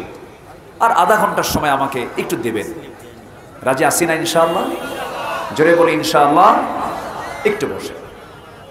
রাসূলকে পাঠানো হয়েছে 1 নম্বর কারণ হলো, আল্লাহ রাব্বুল আলামিন বলেন, হুয়াল্লাযী আরসালা রাসূলাহু বিল হুদা ওয়া দীনিল হাক্কি লিইয়ুযহিরাহু আলাদ-দীনি কুল্লিহি ওয়া কাফা বিল্লাহি শাহীদা। এই আয়াত আল্লাহ রাব্বুল আলামিন অন্য জায়গায় বলেছেন একই কথা, হুয়াল্লাযী আরসালা রাসূলাহু বিল হুদা ওয়া দীনিল হাক্কি লিইয়ুযহিরাহু আলাদ-দীনি কুল্লিহি ওয়ালাউ কারিহাল মুশরিকুন। আল্লাহ রাব্বুল আলামিন তিনি তার রাসূলকে সত্য দিন দিয়ে পাঠিয়েছেন, যেন তিনি কি করতে পারেন, গোটা পৃথিবীতে যত দিন আছে, গোটা দুনিয়ায় সকল দিনের উপরে যেন তিনি আল্লাহর দিন ইসলামকে যেন তিনি বিজয়ী করতে পারেন। এই জন্য আল্লাহ তাআলা তাকে পাঠিয়েছেন। এতে যদি কাফেরদের জ্বালা হয়, মুশরিকদের জ্বালা হয়, এতে কোনো যায় আসে না। সাক্ষ্য প্রদানের জন্য এটার চাইতে উত্তম সাক্ষ্য আর কি হতে পারে? ওয়া কাফা বিল্লাহি শাহিদা। আমার বন্ধুগণ, আমার এই সবুজ ভূখণ্ড, আমার 55,000 বর্গ মাইল এই সোনার বাংলাদেশ, আমি গোটা দুনিয়ার বহু দেশ সফর করেছি, যত দেশ আমি ঘুরেছি, এদেশের মাটি, এদেশের আবহাওয়া, এদেশের গাছগাছালি, এদেশের নদী নালা খাল বিল, এদেশের পাহাড় অঞ্চল, সমুদ্র অঞ্চল, এত সুন্দর করে সাজানো দেশের মতো একটা দ্বিতীয় দেশ এই গোটা দুনিয়াতে আমি আর পাই নাই। এত সুন্দর একটা দেশ, যে দেশের মানুষ সব দিক থেকে ভালো একটা পরিবেশ পেয়েছিল, সব পেয়েছিল, কিন্তু একটা বড় সংকট, একটা বড় ক্রাইসিস পড়ে আছে, সেটা হলো সুন্দর নেতৃত্ব আমরা এখনো পাই নাই। দেশ স্বাধীন হয়েছে 50 বছর, এই 50 বছর পার হওয়ার পরও আজ পর্যন্ত আমরা সুন্দর একটা পরিবেশ পেলাম না, কেবল নিঃশ্বাসটা ছাড়তে পেরেছি। এখন নবীজিকে আল্লাহ তাআলা যে উদ্দেশ্য নিয়ে এই দুনিয়াতে পাঠিয়েছিলেন, সেই দিন বিজয়ী করার দায়িত্ব কি আমাদেরও আছে না নাই? আসতে বলবেন না, আছে না নাই? এটা কি মনে করেন নাকি সবাই? আছে, আছে, আছে। এটা দোয়া করলে পাওয়া যাবে না। শুধু নবীজি শুধু যদি দোয়া করতেন তাও তো আল্লাহ তাআলা দিতে পারতেন, কিন্তু রাসূলকে দিয়ে শুধু দোয়া দিয়ে আল্লাহ তাআলা তাকে পুরস্কৃত করেন নাই। তিনি দোয়াও করেছেন, আবার বাড়ি ঘরও ছেড়েছেন, আবার উহুদে চলে গেছেন, বদরে চলে গেছেন, খন্দকের প্রান্তরে চলে গেছেন। শিব আবু তালেবের 3.5 বছর তিনি জেল কেটেছেন। এরপরে রাসূলকে গালিগালাজ দেওয়া হয়েছে, মাথা রক্তগুলো গড়ে গড়ে পা পর্যন্ত চলে গেছে। এত অত্যাচার নির্যাতন সহ্য করার মূল কারণ একটাই ছিল, কোন আইন চলবে না, আইন চলতে হবে একমাত্র কার? আরো জোরে কার? আরো জোরে কার? আল্লাহ। এমনি এমনি আল্লাহর দিন বিজয়ী হবে না। বিজয়ী হওয়ার জন্য শহীদ আল্লামা সাঈদ রাহিমাহুল্লাহর জীবন চলে গেছে। তিনি কি সাধারণ মৃত্যুবরণ করেছেন না শহীদ হয়েছেন? বড় জোরে বলেন, কি হয়েছেন? তাকে ইনজেকশন পুশ করে হত্যা করা হয়েছে, তাকে ষড়যন্ত্র করে শহীদ করা হয়েছে। একজন হার্টের রোগী হাসতে পারে না, একজন হার্টের রোগী কথা বলতে পারে না, একজন হার্টের রোগী হাঁটতে পারে না। নিজের স্বচক্ষে দেখেছি, স্বচক্ষে অবলোকন করেছি। তাকে পরিকল্পিতভাবে হত্যা করা হয়েছে। সকল তথ্য বের হয়ে যাবে, ওই ডাক্তারকে গ্রেফতার করতে পারবে, ঠিক কিনা? সকল তথ্য বের হবে। জোরে বলি ইনশাআল্লাহ, আর জোরে বলি ইনশাআল্লাহ। তিনি জীবন দিয়েছেন। শহীদ মীর কাসেম আলী জীবন দিয়েছেন, কামরুজ্জামান জীবন দিয়েছেন। এরকম করে একটা দলের প্রথম কাতারের সকল নেতা, সকল নেতৃবৃন্দকে শহীদ করে দেওয়া হলো। কোনো লাভ হয় নাই, বরং আগুনে ফোঁ দিলে পরে আগুন নিভে যায়, আবার আগুনে ফোঁ দিলে পরে দ্বিগুণ দ্বিগুণ আগুন জ্বলে ওঠে। এটাই হয়েছে আমার বন্ধুগণ। তাহলে 1 নম্বর উদ্দেশ্য হলো, আল্লাহ তাআলা তার রাসূলকে দিনের ব্যাপারে কি কি দায়িত্ব দিয়েছেন। 1 নম্বর হলো, কোনো দিন চলবে না কারা দিন ছাড়া। এই দিনকে বিজয়ী করার জন্য আল্লাহ রাব্বুল আলামিন তাকে পাঠিয়েছেন। নাম্বার 2 হলো, মানুষের কাছে আল্লাহর দ্বীনি দাওয়াত পৌঁছে দেওয়ার জন্য আল্লাহ রাব্বুল আলামিন তাকে পাঠিয়েছেন। সূরা মায়েদার 19 নম্বর আয়াত, মা আলার রাসূলি ইল্লাল বালাগ ওয়াল্লাহু ইয়ালামু মা তুবদুনা ওয়া মা তাকতুমুন। নাম্বার 3 হলো, মানুষকে সতর্ক করার জন্য আল্লাহ তাআলা তাকে পাঠিয়েছেন। وأنذر عشيرتك الأقربين। নাম্বার 4 হলো, মানুষকে রবের দিকে আহ্বান করার জন্য তাকে পাঠানো হয়েছে। উদউ ইলা সাবিলি রাব্বিকা বিল হিকমাতি ওয়াল মাউইযাতিল হাসানাহ ওয়াজাদিলহুম বিল্লাতী হিয়া আহসান ইন্না রাব্বাকা হুয়া আ'লামু বিমান দাল্লা আন সাবিলিহি ওয়া হুয়া আ'লামু বিল মুহতাদিন। উপদেশ দেওয়ার জন্য আল্লাহ রাব্বুল আলামিন তাকে পাঠিয়েছেন। আল্লাহ রাব্বুল আলামিন তার ব্যাপারে তাকে অর্ডার দিয়ে বলেছেন ফাযাক্কির ইন্নামা আনতা মুযাক্কির। নাম্বার 6 হলো মন গড়া কোনো কথা না বলার জন্য তাকে পাঠানো হয়েছে। আমার নবীজি যত জীবনে কথা বলেছেন কার কথা? নিজের কথা না কার কথা? মন গড়া না আল্লাহর কথা? আল্লাহর কথা। আল্লাহ তাআলা কি শক্ত কথা বলেছেন? আল্লাহ রাব্বুল আলামিন তার ব্যাপারে বলেছেন ওয়া মা ইয়ানতিকু আনিল হাওয়া ইন হুয়া ইল্লা ওয়াহয়ুন ইউহা। তিনি নবুয়ত প্রাপ্তির পর থেকে শুরু করে নিয়ে 63 বছর 9 ঘন্টা জীবিত ছিলেন। শেষ নিঃশ্বাস পর্যন্ত যত কথা বলেছেন প্রত্যেকটা কথার মধ্যে ইঙ্গিত ছিল একমাত্র কার? আল্লাহ। নাম্বার 7 হলো দিন প্রচারে বল প্রয়োগ না করা। আমরা কি হিন্দুদেরকে বলি জোর করে তোমরা ইসলাম কবুল করো? আজ থেকে বলি? রাসূল বলেছেন তার নিজের চাচা আবু তালেব, তিনি কি জোর করতে পারতেন না? অনেক কিছু বলতে পারতেন না? জোর করেছেন? আমার নবীজি নিজের কলিজার টুকরা 2 মেয়েকে বিয়ে দিয়েছিলেন। আবু লাহাবের 2 ছেলের সঙ্গে রাসূল বিয়ে দিয়েছিলেন তার 2টা মেয়েকে। দিন যখন চলে এলো, নবুয়ত যখন পেলেন, 2টা মেয়েকে নবীর ঘরে তালাক দিয়ে পাঠায় দেওয়া হলো।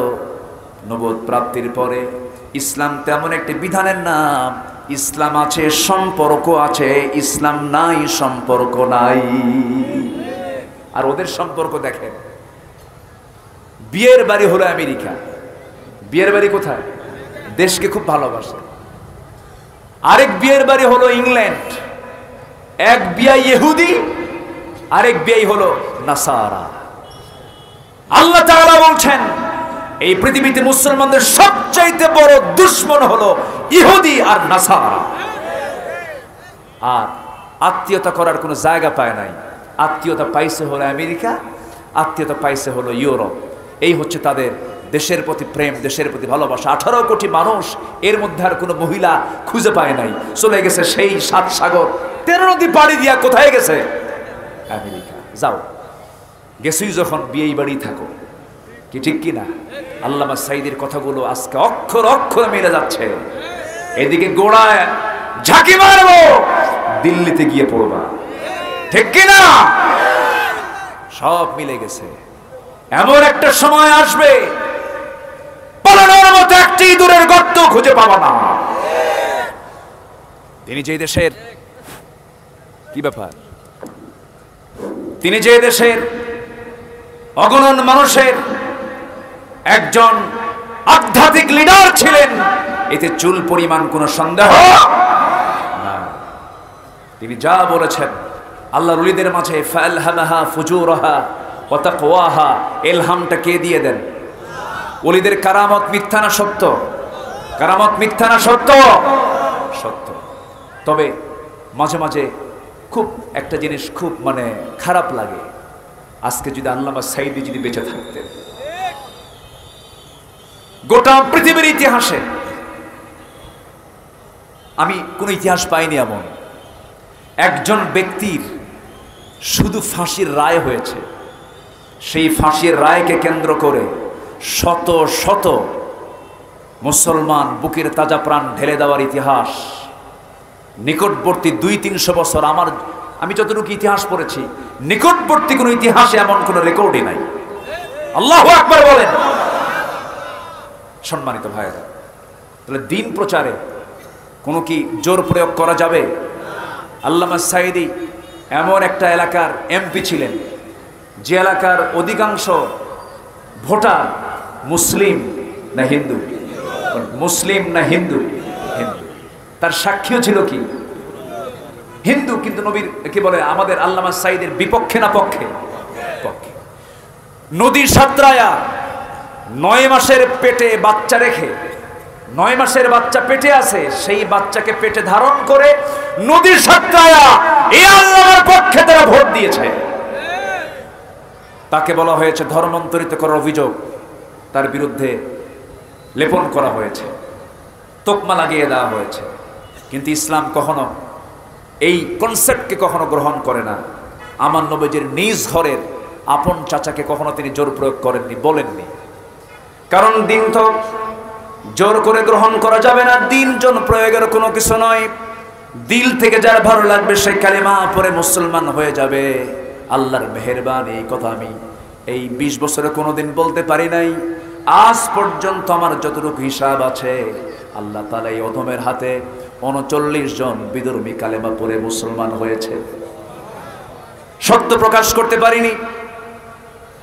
মিজান আজহারি কি গত এই তো 10-15 দিন আগে মালয়েশিয়া প্রোগ্রাম ছিল, ভাই আমাকে বললেন, ভাইজান আমি দেশ থেকে পালাতে বাধ্য হয়েছি, দেশ থেকে আসতে বাধ্য হয়েছি। আমাকে আসতে বাধ্য করেছে 1 নাম্বার কারণ হলো একটা মাহফিলে 8 জন একসঙ্গে কালেমা পড়ে মুসলমান হয়েছিল। এটা ছিল তাদের চোখে বড় একটা অপরাধ। এই অপরাধে আমাকে অপরাধী সাব্যস্ত করে আমাকে বাধ্য করেছে বাইরে আসতে। আমি গিয়েছি, আমি চলে আসছি। আমার বন্ধুগণ, আমরা তো কোনো হিন্দু বাড়িতে গিয়ে হানা দেই না, বরং আমরা মন্দির পাহারা দেই, ঠিক কিনা? আমরা মন্দির পাহারা দেই। আর নিকটবর্তী আপনি ভারতের দেশে ভারতে চলে যান, তারা মসজিদ পাহারা দেয় না, ভাঙ্গে, তারা ভাঙ্গে, আমরা গড়ি। আমরা কোনো মন্দিরে কোনোদিন আঘাত হানি নাই কোনোদিন। কোন হিন্দু ভাইকে আমরা বলি না, ভাই কালেমা যদি না পড়িস তোর খবর আছে, এমন কথা ইসলাম কখনো বলতে বলে না। কারণ আল্লাহ রাব্বুল আলামিন বলে দিয়েছেন রাসূলকে, লা ইকরাহা ফিদ্দিন, দ্বীনের ব্যাপারে কোনো জবরদস্তি নাই। রাসূল যখন চাচাকে বললেন, চাচা আপনি কালেমাটা পড়েন, জেল তামার সঙ্গে খাটলেন।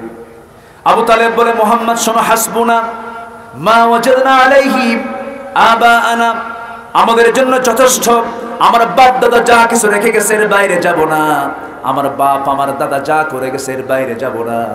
রাসূল কিচ্ছু বললেন না। মারা যাবেন, মারা যাওয়ার আগ দিয়ে যখন নবীর কানের সংবাদ চলে আসলো চাচা অসুস্থ, অসুস্থর পাশে গিয়ে, চাচার পাশে গিয়া শিওরে বসলেন, মাথা থেকে পা পর্যন্ত হাত বুলাইয়া দিলেন।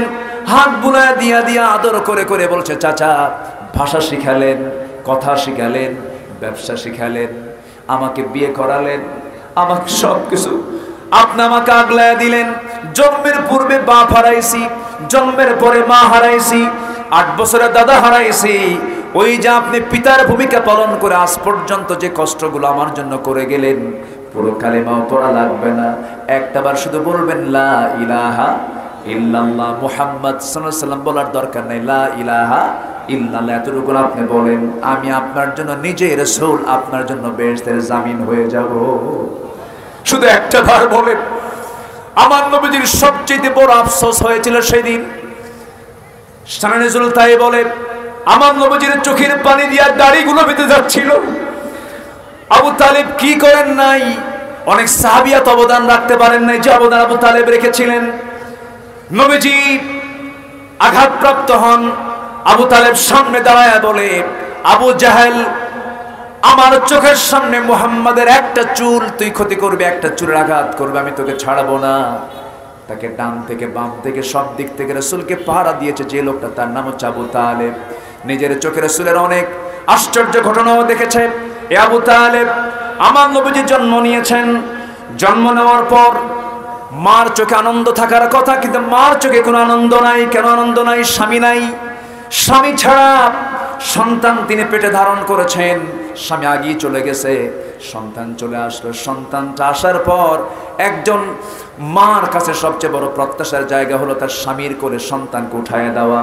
স্বামী দুনিয়া থেকে আগেই বিদায় নিয়ে নিয়েছে। সন্তান যতবার দেখে মা আমেনার চোখের পানি ফুরায় না, হাউমাউ করে কান্দে। সন্তান কোলে নিতে পারেন না। গভীর রাত, চাঁদনি রাত, সন্তানকে চাঁদনি আকাশের রাত, আকাশের নিচে চাঁদনি রাতে শোয়ায় রেখেছেন। আমেনা সন্তানের কাছে গেলে পরে হাওমা করে কান্দেন। আবু তালেব একদিন বলতেছে, মুহাম্মদ তুমি তো আল্লাহর নবী হয়ে গেছো, একটা কথা বলি তোমাকে। কি কথা চাচা আপনি বলেন?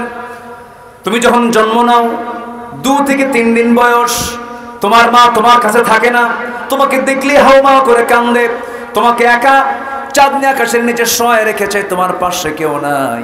তুমি হাত পা নড়াচড়া করছো, আমি নিজের স্বচক্ষে, আমি নিজের চোখে দেখতে পেলাম তুমি তোমার ডান হাতটা যখন বাম দিকে নাও, চাঁদটা তোমার হাতের সঙ্গে বাম দিকে আসে। আবার যখন তোমার হাতটা যখন আবার ডান দিকে নাও, চাঁদটা ডান দিকে যায়। আবার দুই হাতটা যখন টেনে টেনে নিচের দিকে নিয়ে আসো, চাঁদটাও তোমার চোখের কাছাকাছি চলে আসে। এই যে চাঁদটা ডানে যায়, চাঁদটা বামে যায়, নিচের দিকে চলে আসে, কাছাকাছি চলে আসে, এটাকে সত্য দেখছি না মিথ্যা দেখছি?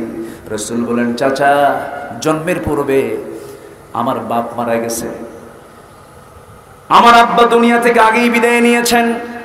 আমার মা যখন আমাকে ভূমিষ্ঠ করলেন, আমার মা আমাকে করে নিতে গেলেই হাওয়া করে কান্দেন, স্বামীর কথা মনে হয়ে যায়।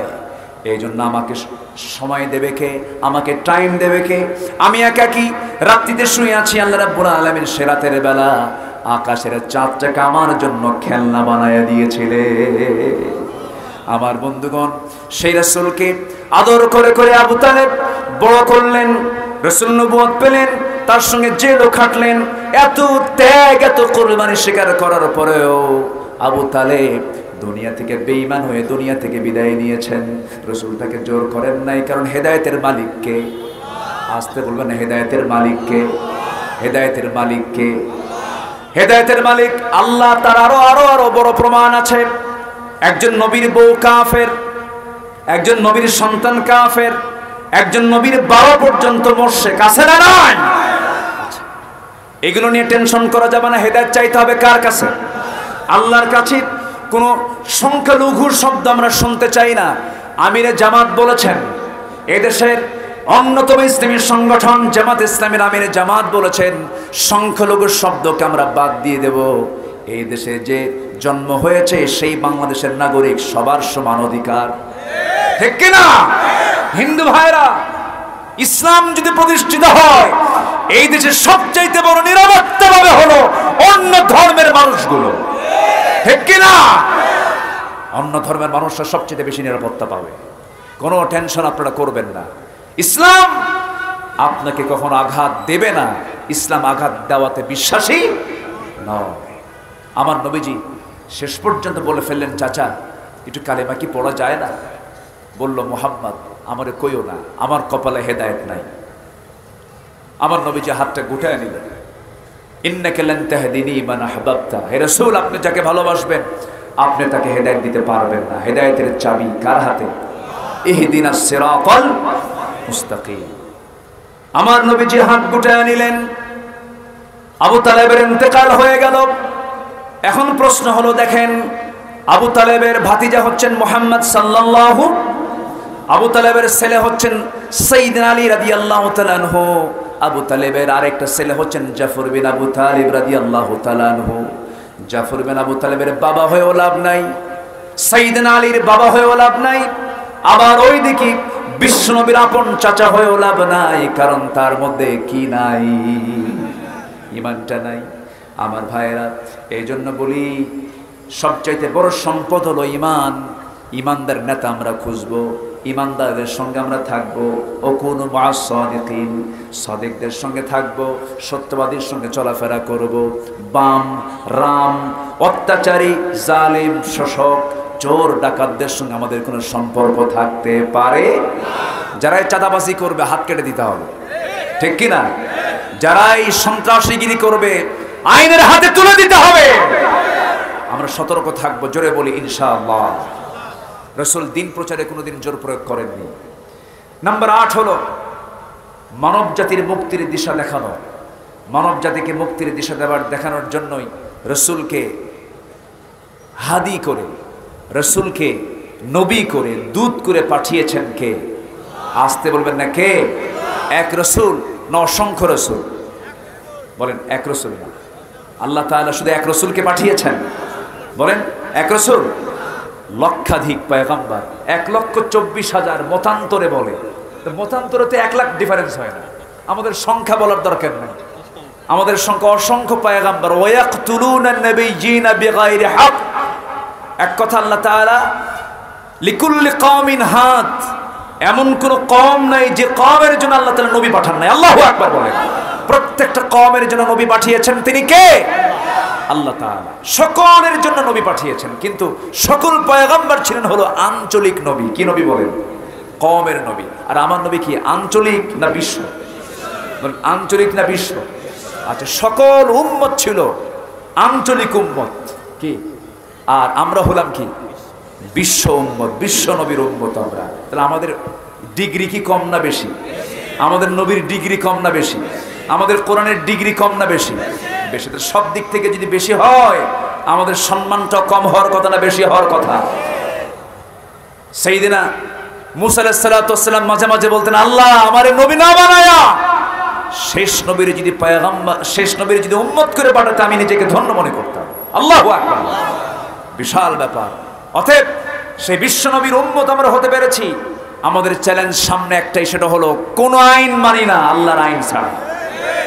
এক কথায় আমাদের একটা কথাই সিদ্ধান্ত চূড়ান্ত করতে হবে, যে নেতা কোরআন নিয়ে থাকবে সেই নেতাই হবে আমার নেতা। যে নেতার সাথে কোরআন নাই, মুখে থুতু মারবো, জুতা মারবো আমরা। রাজি আছেন কারা কারা? হাত উঁচু করে দেখা।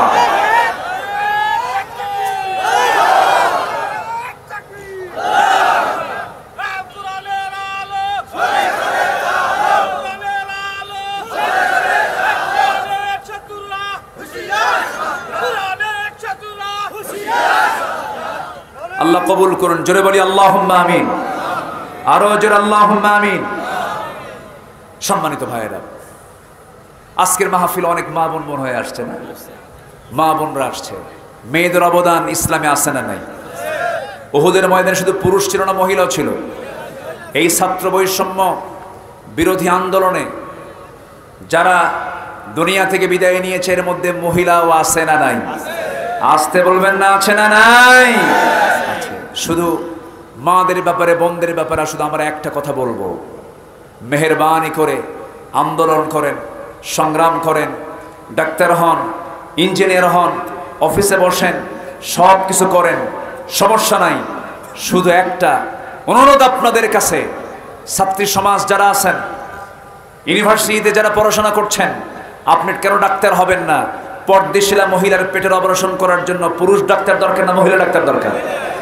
মহিলারা ডাক্তার হবে, ইঞ্জিনিয়ার হবে, তারা বড় বড় জ্ঞানী হবে, প্রফেসর হবে, তারা শিক্ষিত হবে, কোনো বাধা ইসলামে নাই।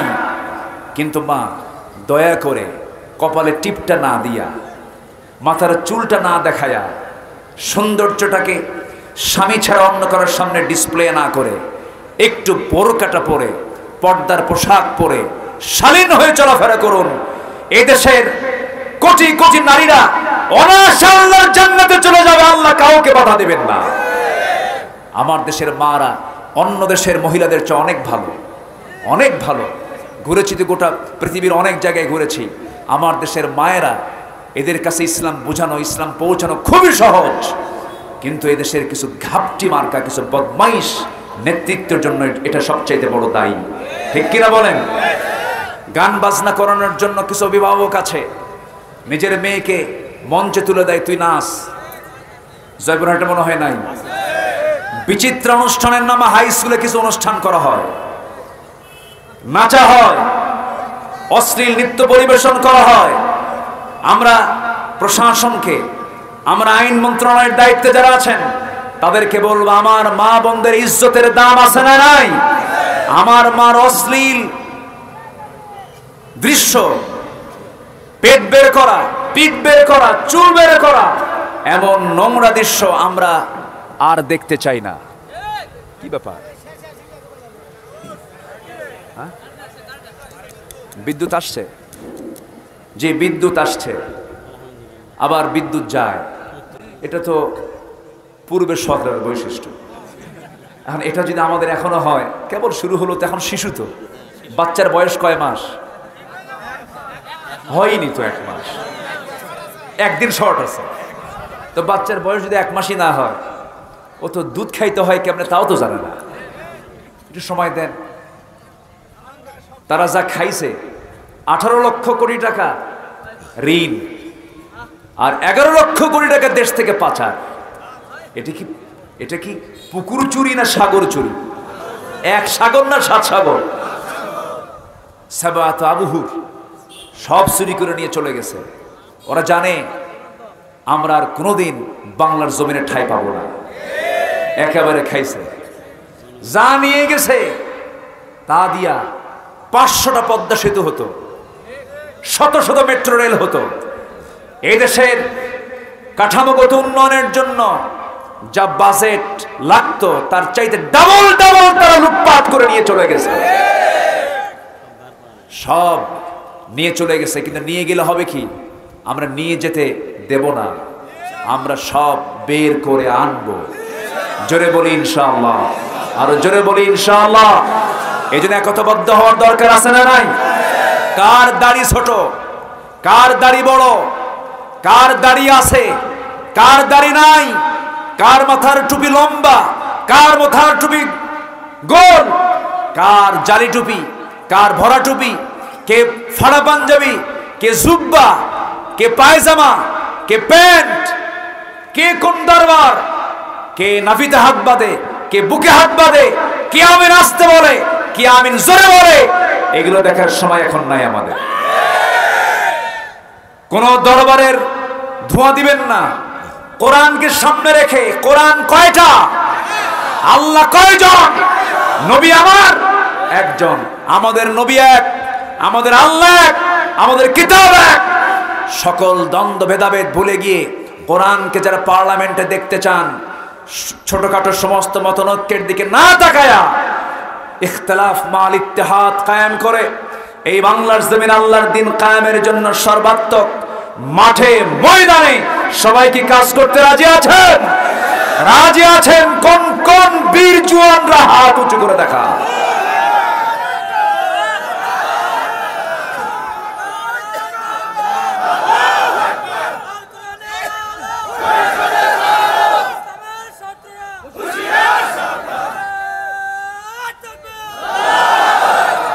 আল্লাহ কবুল করুন, জোরে বলি আল্লাহুম্মা আমিন। সম্মানিত ভাইয়েরা, সম্মানিত বন্ধুগণ, এখান থেকে বাড়ি যাওয়ার পর গুরুত্বপূর্ণ একটা নামাজ আছে। সেই নামাজের নাম কি? আলহামদুলিল্লাহ। আলহামদুলিল্লাহ। বাংলাদেশের ইতিহাসে একটা ইউনিয়নে 3টা কামিল মাদ্রাসা। কোন জেলা? বুঝলাম না, ছাত্রের চাইতে মাদ্রাসা বেশি। হ্যাঁ, আর ইউনিয়নের নাম কি? মুম্বাই। বম্বু। এই মুখস্থ করতে হতে 3 যুগ লাগবে। হানাইলকের মধ্যে তাই? আচ্ছা, আলহামদুলিল্লাহ। 1918 সালে এই মাদ্রাসা প্রতিষ্ঠা পায়। এক ইউনিয়নে, গোটা বাংলাদেশের কোথাও এই রেকর্ডটা নাই। 3টা কামিল মাদ্রাসা এবং 3টাই চালু এবং 3টা যথেষ্ট সুনাম নিয়ে এই 3টা মাদ্রাসাই চলছে। বলি আলহামদুলিল্লাহ। রেজল করিম ভাই কোন মাদ্রাসা? হানাইল ছিল, এখন মনে হয় ট্রান্সফার হয়ে অন্য জায়গায় চলে গেছে। জি আলহামদুলিল্লাহ। তাহলে তো আলেমের এলাকা। আমি ভাঙ্গাচুরা কি যে কইছে আল্লাহ জানে, ভুল হইলে মাফ করে দিয়ে। সম্মানিত ভাইয়েরা, তাহলে তাহাজ্জুদ নামাজ, 2টো পানি, মানে ওই অশ্রু কখনো জাহান্নামে যাবে না। এক অশ্রু হলো আল্লাহর ভয়ে কাঁদা, আল্লাহর ভয়ে কাঁদা। আরেকটা অশ্রু হলো দেশ রক্ষায় সীমান্ত পাহারা দেওয়া। আলহামদুলিল্লাহ বলবেন না? তাহলে বিজিবিদের দাম আছে না নাই? অবশ্যই আছে। তারা যদি দেশকে আমানত মনে করে, তারা যদি সীমান্ত পাহারা দেয়, ওই চোখ কখনো জাহান্নামে যাবে না। তাহলে তাহাজ্জুদটা আমরা পড়বো না ইনশাআল্লাহ? এখন কি তাহাজ্জুদের সময় হয়ে গেছে না? হয়ে গেছে। বাড়িতে গিয়ে উজু বানাবো। ওয়াজ শোনার শর্ত কি উজু করা? আসতে কয় উত্তম। উজুর উপরে থাকলে ভালো। আমার রাসূল মেরাজে গেলেন, জান্নাতে ঢুকে কাউকে পাচ্ছেন না। হঠাৎ করে বেলালের আওয়াজ তার কানে চলে আসে। বেলাল, সাইয়েদনা বেলাল। ধলা না কালো? শুধু কালো না ঘন কালো? চুলও কালো, চেহারাও কালো, শুধু দাঁত শুধু সাদা, খালি চকমকা করে দাঁত, চেহারার কোনো সৌন্দর্য নাই। সাহাবীরা মাঝে মাঝে বলতেন কালো পাহাড় আসে। কি পাহাড়? কালো পাহাড়। রাসূল বললেন, এই সাহাবীরা, আমার বেলালকে কালো পাহাড় বলো না। তোমরা কি জানো আমি হলাম ইমাম আর আমার বেলাল হলো মুয়াজ্জিন? জোরে কোন সুবহানাল্লাহ। কে বলেছেন নেলসন ম্যান্ডেলা বড়বাদী বৈষম্যের নেতা? আমার নবীজি ইমামের দায়িত্ব পালন করলেন, তার মুয়াজ্জিন বানালেন কালো বেলালকে। ওয়াজআলনাকুম শুউবা ওয়া ক্বাবাইলা লিতাআরাফু ইন্না আকরামাকুম ইনদাল্লাহি আতকাকুম। আল্লাহু আকবার। আমার নবীজি সাইয়েদনা বেলালকে সম্মান দিলেন। রাসূল জান্নাতের মধ্যে তার আওয়াজ শুনতে পাচ্ছেন। দুনিয়াতে এসে বলেন, বেলাল তুমি দুনিয়াতে, কিন্তু তুমি জান্নাতে ঘুরলা কেমনে? তোমার আওয়াজ পেলাম পায়ে হাঁটার। তুমি কি আমল করো বলো তো? সাইয়েদনা বেলাল বলেন, হুজুর ওযু করি, নামাজ পড়ি। আমি ওযু ছাড়া কখনো থাকি না। যখন আমার ওযু যায়, ওযু বানায় নিয়ে 2 রাকাত নামাজ পড়ি। জোরে বলি সুবহানাল্লাহ। এই আমলটাকে আমরা করব। জোরে বলি ইনশাআল্লাহ। আরো জোরে বলি ইনশাআল্লাহ। আমাদের নাগরিক হতে হবে আদর্শ নাগরিক। 1 নম্বর আদর্শ নাগরিকের চরিত্র হবে নামাজি না বেনামাজি? আপনি নামাজি হবেন না, এই রাষ্ট্রের আপনি হক নষ্ট করছেন। একটা আদর্শ দেশের আদর্শ নাগরিক হতে হলে প্রথম শর্ত হলো কয় ওয়াক্ত নামাজ? 5 ওয়াক্ত নামাজ আমরা কেউ ছাড়বো না। রাজি আছেন কারা কারা? হাত উঁচু করে দেখা। জোরে বলি ইয়া আল্লাহ। আমাদেরকে 5 ওয়াক্ত সালাত আদায় করার তৌফিক তুমি আল্লাহ দিয়ে দাও। জোরে বলি আমিন। আরো জোরে আমিন। আরো জোরে আমিন। হাত নামান। বাড়ির বউ কাউকে দেখাবেন না। বাড়ির বউ পাবলিকের না স্বামীর?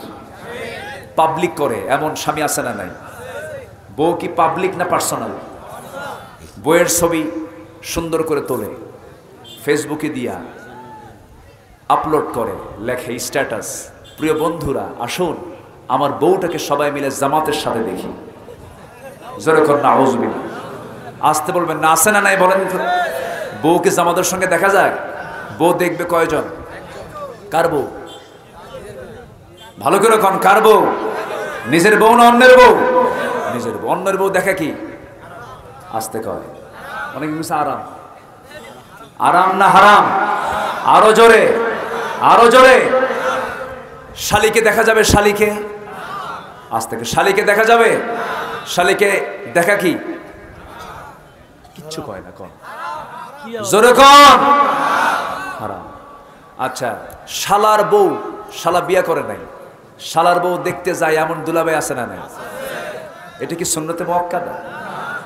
আসতে কয়। শালাকে বলে তুই কি বউ বুঝিস কিছু? বউ কেমন কি? আমার তো অভিজ্ঞতা আছে। দেখছেন কত বড় লুচ্চা আছে না নাই? বউ দেখবে, বিয়ে করার জন্য বউয়ের পাত্রী দেখতে যাবে, মানে পাত্রী নির্বাচন করার জন্য দেখতে যাবে। ছেলে নিজে না ছেলের বাবা যাবে? ছেলের দুলাভাই যাবে? কে যাবে? ছেলে নিজে দেখবে। দুলাভাইও জায়েজ নাই, বাবাও জায়েজ নাই। এগুলো ভুল করে। আবার কিছু নামাজিও আছে, শালি নিয়ে ঘোরে, বউ নিয়ে ঘোরে না। বউ তো পুরাতন। শালিকে বলে ওঠ হোন্ডা, হোন্ডায় চড়া। শালি মনে মনে চিন্তা করে যে কোনোদিন এই মেলা দেখি নাই, গোপীনাথের মেলা দেখি নাই। হুজুর কিন্তু সব খবর রাখে। তো গোপীনাথের মেলায় দুলাভাই যখন অফার করছে, এই চান্স তো জীবনে নাও আসতে পারে, যাই। হোন্ডায় চড়ছে, লজ্জাও পায়, দুলাভাই মানুষ। তো পিছনে উঠে চিন্তা করে গায়ের সঙ্গে গা লাগালে কেমন হয়, এটা তো উচিত না। তো গাটা না লাগাইয়া মাঝখানে একটা ফাঁকা রাখছে যেন গা না লাগে, পিছনে শক্ত করে ধরে আছে। দুলাভাই এমন আরাম পাচ্ছে না, আছে না? আছে না? সামনে যায় এমন ব্রেক মারে, এক ব্রেকে গ্যাপ পুরো। আছে না নাই? শালি মারা গেছে, দাফন করতে হবে। তো শালির কবরে নামছে হলো দুলাভাই। হুজুর দেখে কয় লা হাওলা ওয়ালা কুওয়াতা ইল্লা বিল্লাহ। এই তুমি নামছো কেন? তোমার নাম হারাম। দুলাভাই মনে মনে করে সারা জীবন তাজা শালি হুন্ডা নিয়ে ঘুরলাম, কোনো ফতুয়া নাই। মরার পরে মরে গেছে শালি, এখন কয় হারাম। সম্মানিত ভাইয়েরা, আমাদের ভালো হওয়ার সময় আমরা এখন পেয়েছি। বোরকা পরলে কেউ আর বলবে না জঙ্গির পোশাক। মাথায় টুপি পরলে কেউ বলবে না এটা জঙ্গির টুপি, দাড়ি রাখলে পরে আমাদের কেউ আর বাধা দেবে না। বহু লটর ফটর করেছ, বহু ষড়যন্ত্র করেছ, ভালো হও, ভালো হও।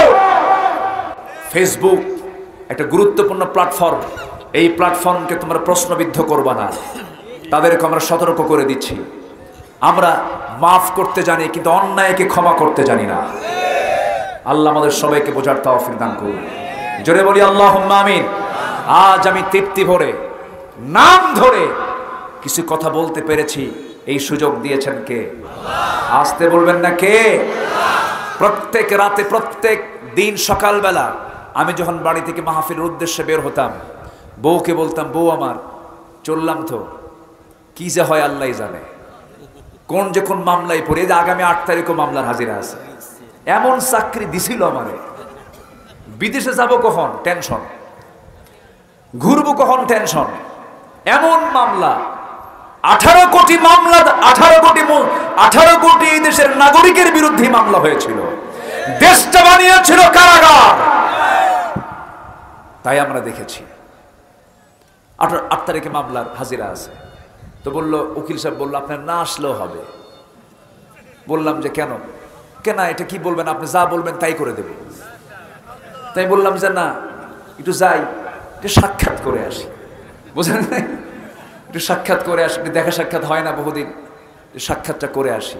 হামজার মামলা থেকে তাকে অব্যাহতি দেওয়া হয়েছে, আলী হাসান ওসামার মামলা অব্যাহতি হয়েছে, তারপরে গুনবীর মামলা অব্যাহতি হয়েছে, হারুন ইজহারের মামলা অব্যাহতি হয়েছে। হাফিজাহুল্লাহ, আল্লাহ তাদেরকে হেফাজত করুন। জোরে বলি আল্লাহুম্মা আমিন।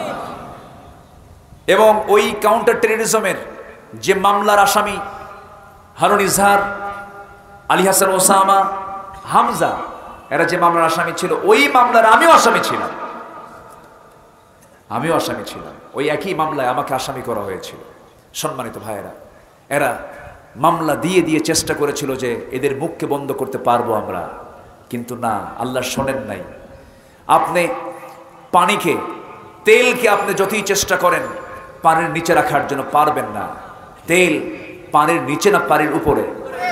কারণ তেল বানাতে অনেক ঘানি, অনেক কষ্ট করে তেল বানাতে হয়েছে। তেল কখনো পানির নিচে থাকতে পারে, হক কখনো বাতিলের নিচে চাপা থাকতে পারে। আল্লাহ মুহূর্তের মধ্যে সবকিছুর ফায়সালা করে দিয়েছেন। এখন আমরা দেশ গড়ব কি দিয়া? আজ দেশ গড়ব কি দিয়া? কোরআন কি কোনো কারো বাপের, কারো স্বামীর, কারো নেতা, কোন নেতা? কোরআন কার? কোরআন কার? আকাশ কার? জমিন কার? সূর্য কার? চন্দ্র কার? অতএব কোরআন এসেছে কার কাছ থেকে?